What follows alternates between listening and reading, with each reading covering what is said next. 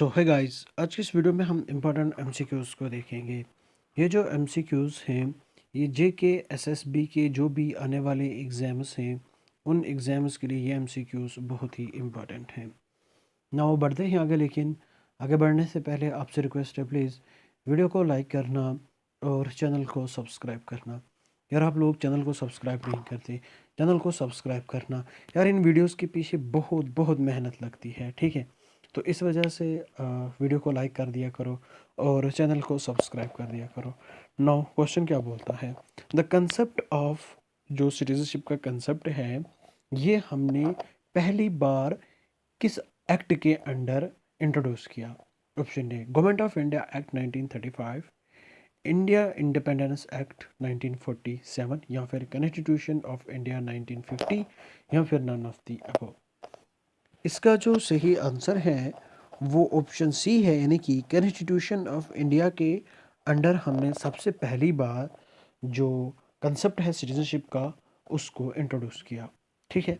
Now the next question क्या बोलता है, जो पार्टीशन थी इंडिया की वो 1947 में हुई थी।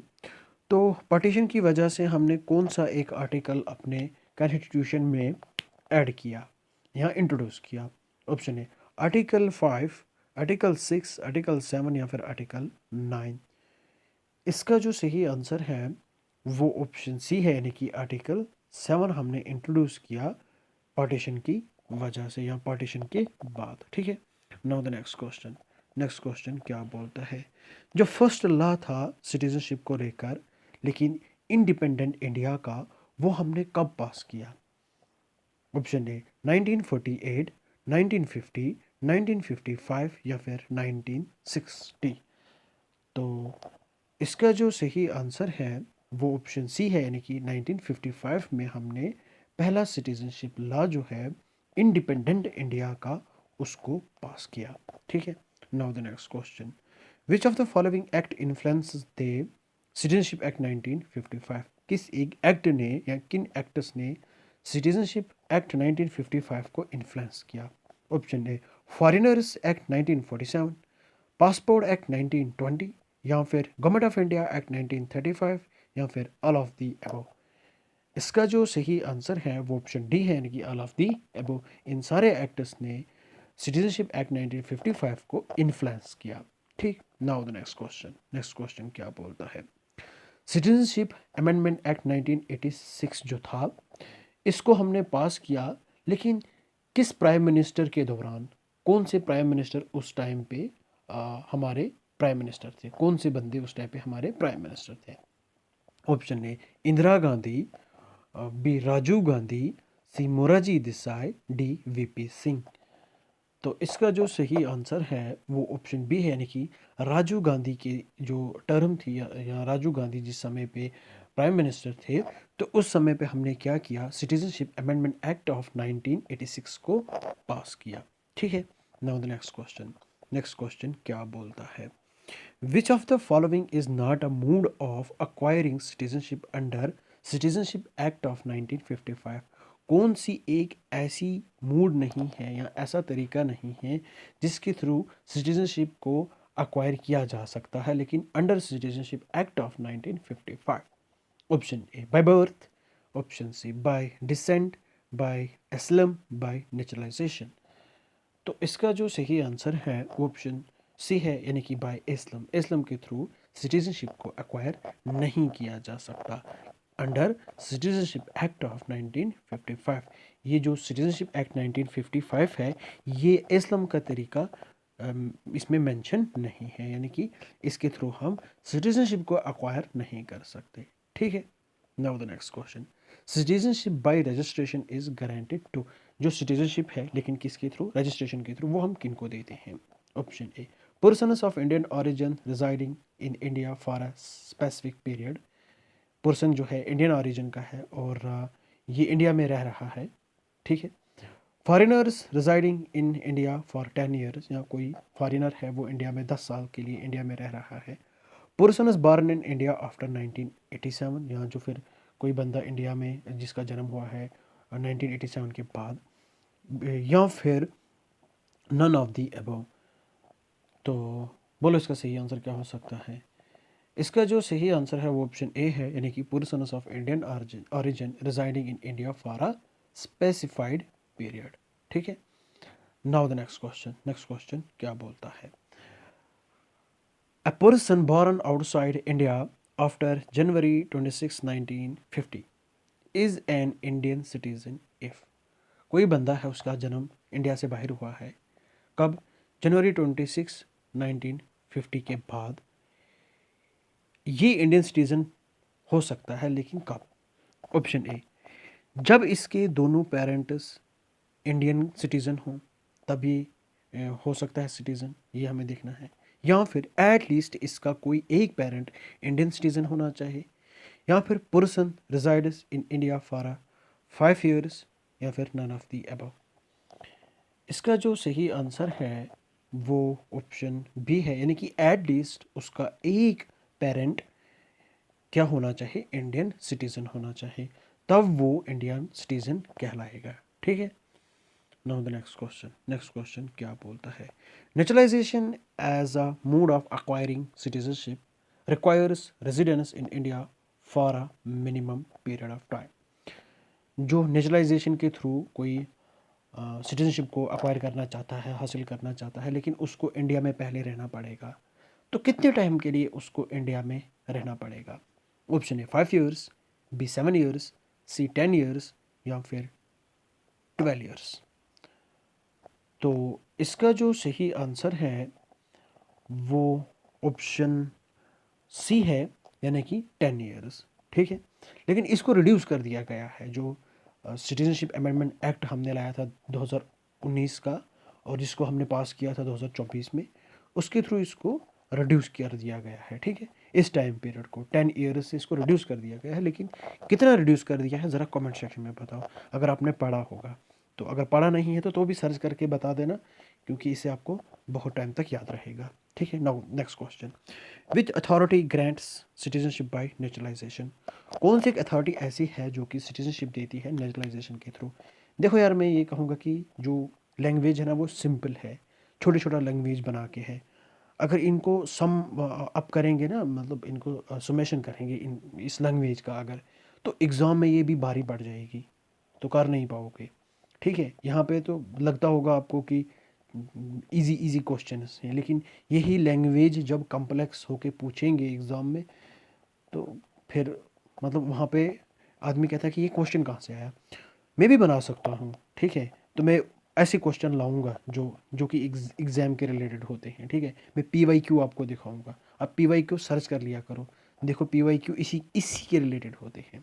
तो क्वेश्चन क्या बोलता है, तो कौन सी अथॉरिटी ऐसी है जो कि सिटीजनशिप को देती है, किसके through? By nationalisation. Option A state government, option B ministry of external affairs, option C ministry of home affairs, या फिर सुप्रीम कोर्ट। बताओ इसका सही आंसर क्या हो सकता है, कमेंट करो। इसका जो सही आंसर है वो ऑप्शन सी है, यानी कि कौन? Ministry of home affairs. ठीक है, स्टेट गवर्नमेंट का तो रोल ही नहीं है, क्योंकि यहाँ पे सिंगल सिटीजनशिप है। पार्लियामेंट के पास पावर है कि वो सिटीजनशिप के ऊपर लॉ बना सकता है, सुप्रीम कोर्ट भी तो एक्सक्लूड ही हो जाता है। ठीक है, नाउ द नेक्स्ट क्वेश्चन क्या बोलता है। Citizenship can be terminated if a person. Citizenship को हम टर्मिनेट कर सकते हैं, लेकिन अगर बंदा क्या करेगा? बंदा कुछ करेगा तभी टर्मिनेट करेंगे, ऐसे थोड़ी ना करेंगे। Option A voluntarily acquire citizenship of another country. अगर वो चाहेगा कि मैं किसी और कंट्री की सिटीजनशिप हासिल कर लूँ, ठीक है। Commit is an act of disloyalty to India. अगर वो कोई डिसलॉयल्टी दिखाएगा। resides outside India for more than 7 years without proper registration। अगर वो बाहर कहीं रहेगा 7 साल से ज़्यादा, 7 साल तक, या 7 साल के इर्द गिर्द, तो बिना किसी रजिस्ट्रेशन के, बिना हमें बताए। Option D all of the above. चलो बताओ इसका सही आंसर। इसका सही आंसर जो है वो ऑप्शन डी है, यानी कि ऑल ऑफ दी अबव। अगर वो वॉलंटियरली किसी और कंट्री की सिटीजनशिप को अक्वायर कर लेता है, तो हमारी सिटीजनशिप उसको भाई नहीं मिलेगी, टर्मिनेट कर देंगे, छोड़ देंगे, कहेंगे नहीं भाई तुम जाओ। अगर वो क्या करेगा, कोई डिसलॉयल्टी दिखाएगा, तो उसकी जो सिटीजनशिप है उसको भी हम टर्मिनेट कर देंगे। अगर वो कहीं रह रहा है आउटसाइड इंडिया, तो हमें क्या पता है कि वो वहाँ पे क्या कर रहा है, कोई चाल तो नहीं कर रहा, कोई हमारे खिलाफ तो मतलब हमें थोड़ी ना पता है, वो उस रजिस्ट्रेशन थोड़ी ना किया है उसने कि वो किस लिए गया है, क्यों रह रहा है। तो इस वजह से उसको हम टर्मिनेट कर देंगे उसकी सिटीजनशिप, ठीक है। नाउ द नेक्स्ट क्वेश्चन क्या बोलता है, renunciation of citizenship is applicable to, जो रिनाउंसिएशन है सिटीजनशिप का वो किसके लिए एप्लीकेबल है। Option A minors only, adults only, both minors and adults, option D none of the above. तो इसका सही सीधा सा आंसर है यानी कि adults only, ठीक है। Deprivation of citizenship is done when, deprivation कब हम सिटीजनशिप का करते हैं। ऑप्शन ए क्या उस समय सिटीजनशिप क्या करेगा, सिटीजनशिप किस टाइप की होगी। Citizenship is acquired bye fraud, अगर कोई बंदा फ्रॉड से सिटीजनशिप अक्वायर कर लेगा, क्या उसको हम दे देंगे कि भाई यार तुमने फ्रॉड से ली है तो बैठो, नहीं। The person shows disloyalty to the constitution, देखो डिसलॉयलिटी जब कोई दिखाएगा तो उसको कहाँ हम मानेंगे। The person engage with the enemy during a war, ठीक है, अगर कोई मतलब मेरी किसी के साथ लड़ाई है, मेरा ही घर का कोई बंदा मतलब उस बंदे का साथ देगा कि हाँ इसके साथ फाइट करो, क्या मैं उसको बर्दाश्त करूँगा अपने घर में कि यार मेरे घर का बंदा हो के तो मेरे खिलाफ ऐसे करेगा। तो कभी कभी भाइयों में ऐसा हो जाता है, मतलब एक भाई कहता है कि नहीं, अब दोस्त से मिलके चलो इसको खताते हैं यहाँ से, इसको टर्मिनेट करते हैं। D all of the above, बताओ इसका सही आंसर। इसका जो सही आंसर है क्या हो सकता है आपके ख्याल में, इसका सही आंसर सीधा सा ऑप्शन डी है, यानी कि ऑल ऑफ दी अबव। वो तो मैंने आपको बातों बातों में बता दिया पहले ही। तो चलो, which section of the citizenship act 1955 deals with the renunciation, कौन सा सेक्शन ऐसा है सिटीजनशिप एक्ट 1955 का जो कि रिनाउंसिएशन को लेकर बात करता है, रिनाउंसिएशन को लेकर डील करता है। सेक्शन 7, 8, 9 और 10। तो इसका जो सही आंसर है वो ऑप्शन बी है, यानी कि सेक्शन 8 किसको लेकर डील करता है, रिनाउंसिएशन को लेकर डील करता है। Now the next question, deprivation of citizenship can be challenged in, जो डिप्राइवेशन है सिटीजनशिप को लेकर उसको हम कहाँ चैलेंज कर सकते हैं। Option A high court, supreme court, both A and B, D none of the above. तो इसका जो सही आंसर है वो ऑप्शन सी है, यानी कि बोथ ए एंड बी, यानी कि हम हाई कोर्ट में भी चैलेंज कर सकते हैं और हम सुप्रीम कोर्ट में भी चैलेंज कर सकते हैं, ठीक है। नाउ द नेक्स्ट क्वेश्चन क्या बोलता है, OCI was introduced under the citizenship act through an amendment in, OCI जो है ना, ओवरसीज सिटीजन्स ऑफ इंडिया, इसको हमने इंट्रोड्यूस किया है सिटीजनशिप एक्ट के थ्रू, लेकिन किस अमेंडमेंट के थ्रू, वो अमेंडमेंट कब हुआ था।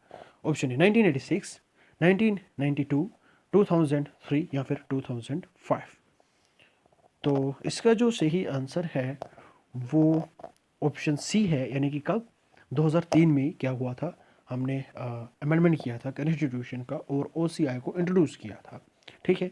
Now the next question, OCI card holders are not entitled to, जो ओसीआई कार्ड होल्डर्स हैं इनको हम कौन सा एक चीज़ नहीं देते, ठीक है, किस चीज़ से ये मरहूम रह जाते हैं या फिर क्या जो मर्जी है बोलो। Option A vote in elections, hold government jobs, own agricultural land या फिर ऑल ऑफ द अबव। इसका जो सही आंसर है वो ऑप्शन डी है, यानी कि ऑल ऑफ द अबव। ये तो वोटिंग भी नहीं कर सकते, गवर्नमेंट जॉब तो पा ही नहीं सकेंगे, लैंड एग्रीकल्चरल लैंड को वो तो कहाँ मिलेगी इनको। नाउ द नेक्स्ट क्वेश्चन क्या बोलता है, यहाँ तक करेंगे 18 क्वेश्चन, ठीक है। OCI card holders can reside in India for, OCI card holders जो हैं वो इंडिया में कितना टाइम रह सकते हैं। ऑप्शन है 5 years, option B 10 years, option C indefinitely या फिर नन ऑफ द अबव। इसका जो सही आंसर है वो ऑप्शन सी है, यानी कि इनडिफिनाइटली वो रह सकते हैं, कहाँ पे, इंडिया में। कौन, ओसीआई कार्ड होल्डर्स, ठीक है। आई होप आपको ये वीडियो पसंद आई होगी, प्लीज़ वीडियो को लाइक करना और चैनल को सब्सक्राइब करना। तो देखो जिसने ऑलरेडी पढ़ा होगा तो उसके लिए एमसीक्यूज़ इजी हो जाते हैं, ठीक है, और एक तो रिवाइज हो जाती है, रिविजन हो जाती है, ठीक है। अभी मैं मतलब कुछ पढ़ रहा था करंट्स के रिलेटेड, मतलब कितनी मतलब हेल्प होती है इन एमसीक्यूज़ के साथ, अल्लाह की कसम कोई कहने की बात नहीं है। तो बहुत ही मतलब इजी क्वेश्चंस हैं, बहुत ही ईजी लैंग्वेज मैंने यूज़ की है यहाँ पे। तो यही लैंग्वेज जाके एग्ज़ाम में कॉम्प्लेक्स बन जाएगी और ऑप्शंस यही होंगे। लैंग्वेज थोड़ी कॉम्प्लेक्स होगी, बाकी सेम टू सेम होगा, डाटा यही होगा और ऑप्शंस भी यही होंगे, लेकिन आप वहाँ पे नहीं कर पाओगे। इसलिए ये वीडियो बहुत ही इम्पॉर्टेंट है। जैसे जैसे कोई एग्ज़ाम आएगा, पेपर आएंगे, मैं एक एक करके आपको दिखाऊंगा। मैंने यहाँ तक इंडियन ज्योग्राफी के क्वेश्चंस करवाए हैं, उसमें से मैं मतलब प्रूफ भी दिया है कि कितने क्वेश्चंस आ रहे हैं, कितने कितने क्वेश्चंस मैंने अपलोड किए हैं। मैं शॉर्ट में करता हूँ, ये मुझे पता है कि मैं उतना एक्सप्लेन नहीं करता, क्योंकि उतना टाइम भी नहीं है एक्सप्लेन करने का, वीडियो थोड़ी लेंथी हो जाती है। ठीक है, तो इससे बातें थोड़ी कम ही करते हैं। Thank you and bye bye, have a nice day.